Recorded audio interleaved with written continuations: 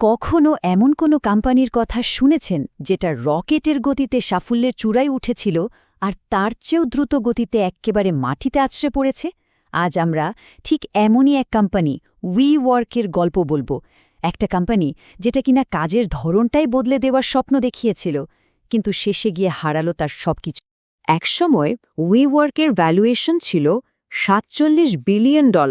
ভাবা যায়, এই বিশাল অঙ্কটা কিন্তু একে পৃথিবীর সবচেয়ে দামি স্টার্টআপগুলোর একটার কাতারে নিয়ে গিয়েছিল। এটা শুধু একটা অফিস ভাড়া দেওয়ার কোম্পানি ছিল না, না, এটা ছিল একটা বিপ্লবের নাম। তো কোম্পানির মূল স্বপ্নটা ছিল এটাই। এর যে ক্যারিসম্যাটিক ফাউন্ডার অ্যাডাম নিউম্যান, তার নেতৃত্বে WeWork কিন্তু শুধু ডেস্ক ভাড়া দিচ্ছিল না, না, তারা বিক্রি করছিল একটা আইডিয়া, একটা কমিউনিটি, একটা নতুন লাইফস্টাইল। বলতে পারেন একরকমের ইউটোপিয়ান স্বপ্ন আর কি। কিন্তু সেই আকাশ ছোঁয়ার স্বপ্নটাই একসময় হয়ে গেল এক ভয়ানক দুঃস্বপ্ন। যে কোম্পানিটা ইতনি দ্রুত সাফল্যের চূড়ায় উঠেছিল, সেটাই যেন হুড়মুড় করে দেউলিয়া হওয়ার অতল গহ্বর ভরে তলিয়ে গেল। তো প্রশ্নটা হলো যে কোম্পানিটা পুরো বিশ্বকে বদলে দেওয়ার কথা বলছিল, সেটা শেষমেশ দেউলিয়া আদালতে গিয়ে পৌঁছল কিভাবে? চলুন এই ব্যাপারটারই গভীরে গিয়ে দেখা যাক কিভাবে এত বড় একটা স্বপ্ন এভাবে ভেঙে চুরমার হয়ে গেল। তো চলুন প্রথমে WeWork'ের মূল আইডিয়াটা একটু বোঝার চেষ্টা করি, যেটা শুনলে মনে হবে খুবই সহজ, কিন্তু দারুণ একটা আইডিয়া। আর এটাই ছিল ওই $47 বিলিয়ন স্বপ্নের ভিত। WeWork'ের বিজনেস মডেলটা ছিল মূলত রেন্ট আর্বিট্রাজের ওপর। মানে কি? মানে হলো তারা ধরুন 15 বছরের জন্য বিশাল বিশাল অফিস ফ্লোর লম্বা সময়ের জন্য লিজ নিত কম দামে। তারপর সেই জায়গাটাকে ছোট ছোট স্টাইলিশ ইউনিটে ভাগ করে স্টার্টআপ বা ফ্রিল্যান্সারদের কাছে ভাড়া দিত, অল্প সময়ের জন্য কিন্তু বেশি দামে।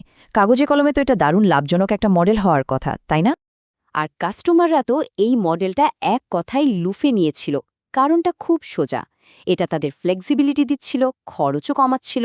একটা ছোট কোম্পানি তো আর লম্বা সময়ের জন্য লিজ নেওয়ার বোঝা টানার দরকার নেই। যখন যেমন দরকার জায়গা বাড়াতে বা কমাতে পারত। আর এই সুবিধার কারণে এর চাহিদা হু হু করে বেড়ে গিয়েছিল।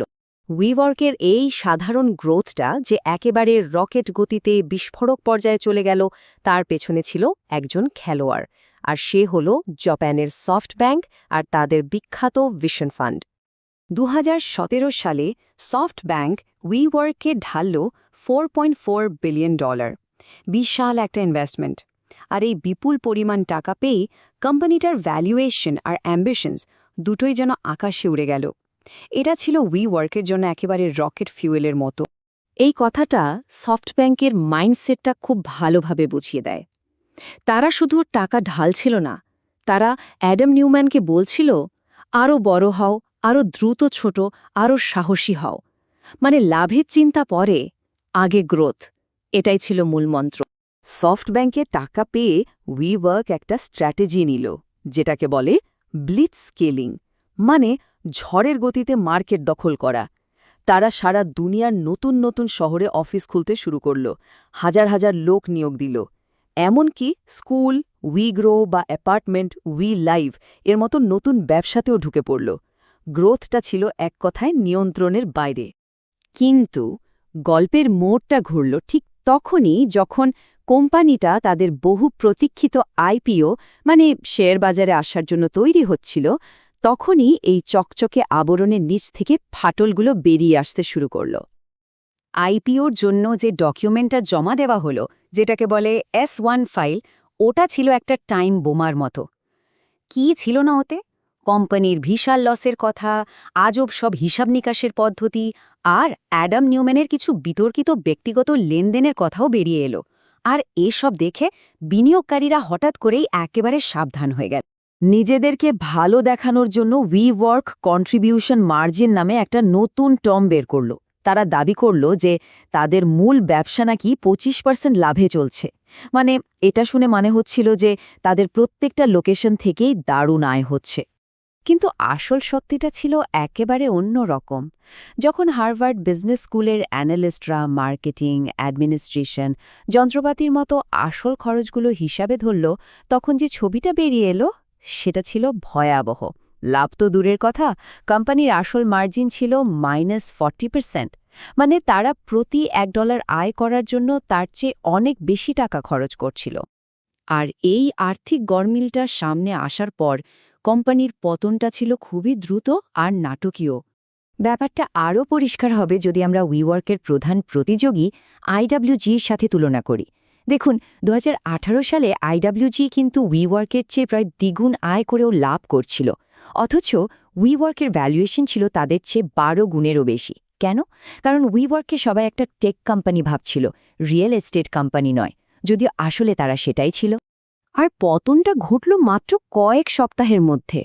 অগস্টে S1 ফাইল জমা হলো, সেপ্টেম্বরের মধ্যেই আইপিও বাতিল, অ্যাডাম নিউম্যানকে তার নিজের কোম্পানি থেকেই বের করে দেওয়া হলো, আর অক্টোবরে সফটব্যাংককে এগিয়ে আসতে হলো নিজেদের বিনিয়োগ বাঁচানোর জন্য।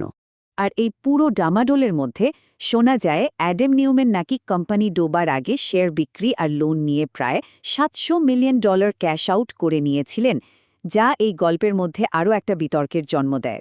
সফটব্যাংকের ওই বেলআউটও কিন্তু উইওয়ার্ককে বাঁচাতে পারেনি, তারা আর কখনো আগের জায়গায় ফিরতে পারেনি।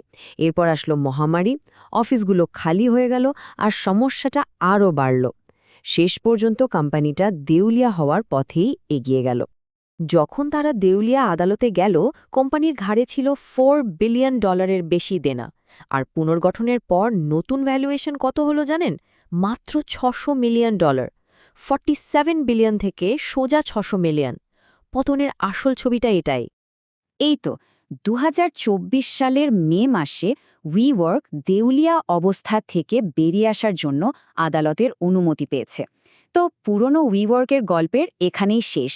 কোম্পানিটা হয়তো টিকে আছে, কিন্তু সম্পূর্ণ নতুন রূপে আর নতুন মালিকের হাতে। শেষ পর্যন্ত উইওয়ার্কের এই গল্পটা আমাদের একটা বড় প্রশ্নের সামনে দাঁড় করায়। এটা কি শুধু একজন উচ্চাভিলাষী লিডার আর নিয়ন্ত্রণের বাইরে চলে যাওয়া হাইপের গল্প, নাকি এটা পুরো স্টার্টআপ দুনিয়ার জন্য একটা সতর্কবার্তা? ওই যে গ্রোথ অ্যাট এনি কস্ট বা যে কোনো মূল্য বৃদ্ধির যে কালচার, এটা কি তারই একটা ভয়ঙ্কর পরিণতি? উত্তরটা হয়তো এই দুটোর মাঝামাঝি কোথাও লুকিয়ে আছে।